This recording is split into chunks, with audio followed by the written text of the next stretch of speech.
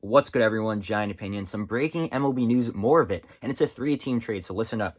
The Astros are getting Trey Mancini from the Orioles and right-handed pitcher Jayden Murray from the Tampa Bay Rays.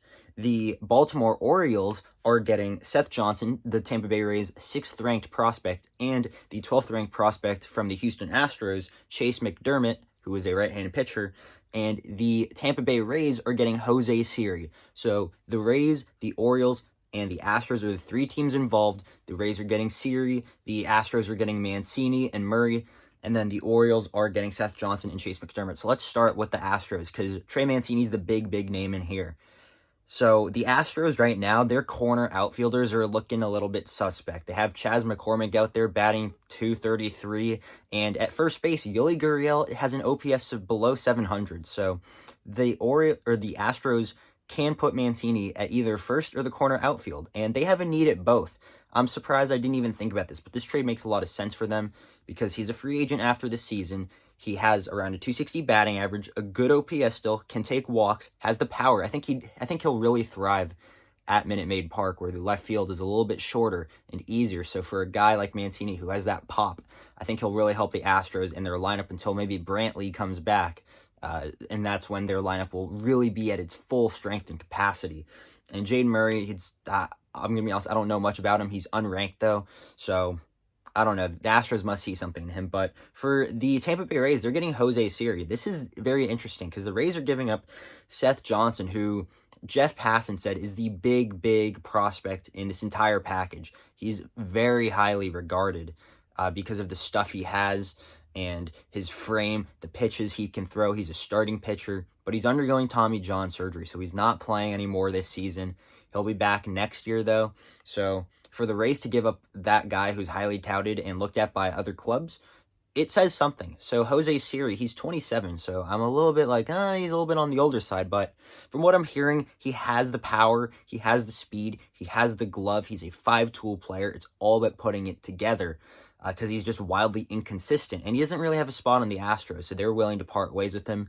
The Rays are in need for outfield help with Kevin Kiermaier being out for the year. He's not going to be the long-term answer there.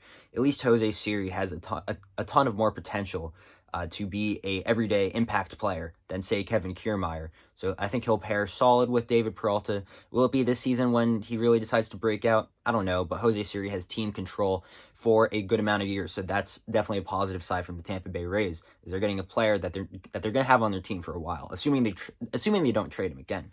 So that leaves us with the Baltimore Orioles trading away Mancini. That's not going to send a good message for the clubhouse, but they're getting some solid players in return. Seth Johnson, the player I just talked about, the Rays' 6th-ranked prospect, the guy undergoing Tommy John surgery, highly touted, highly thought of by the scouting world in baseball, right-handed pitcher, starter, so maybe in a few years down the line, he could pair very nice with Grayson Rodriguez. I mean, wow, that Orioles team is going to be very young and good in the future. And Chayce McDermott's an underrated piece in this deal, too. He's the 12th-ranked prospect for the Astros, but I took a look at his minor league numbers. This guy can get some strikeouts, all right. He is like 40-plus more strikeouts than innings pitched. Now, I don't know. In the minor leagues, it's weird. He's started more games than not, but they've also used him in the bullpen. So I think it's really about what the Orioles want to do with him. Do they want to make him a full-time relief pitcher? Maybe he'd find more success there. Or do they want to keep on working as making him a starting pitcher? Because he has the strikeout stuff, so he could totally be a starter in this league. It's really just about what direction the Orioles want to take, and it may be influenced by potential other trades that happen or the progress of some young guys that are supposed to get called up to the big leagues next season for the Baltimore Orioles. So overall, who do I think won the trade? I'm going to say the Astros because obviously they're pushing for a World Series. Mancini is a very quality player that will definitely help them try and achieve those goals.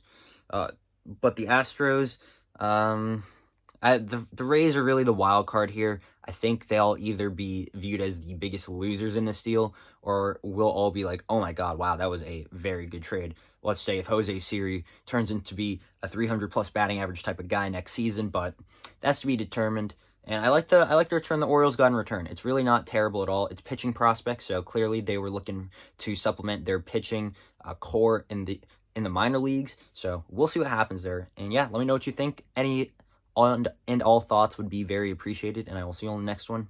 Peace.